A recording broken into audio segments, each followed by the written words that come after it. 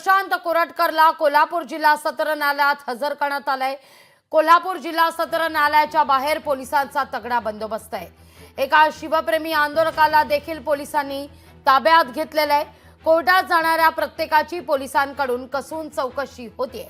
Court परिसरात तणावपूर्ण शांतता आहे। आढावा घेतला आपले प्रतिनिधी सतेज औंधकर यांनी।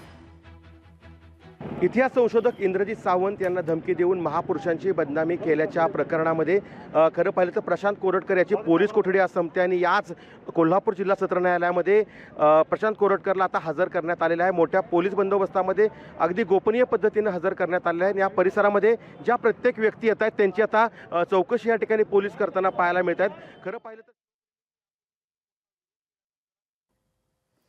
कोर्टात जाणाऱ्या प्रत्येकाची या ठिकाणी कसून चौकशी केली जाते। शिवप्रेमी आंदोलकांना देखील ताब्यात घेण्यात आलेले आहे।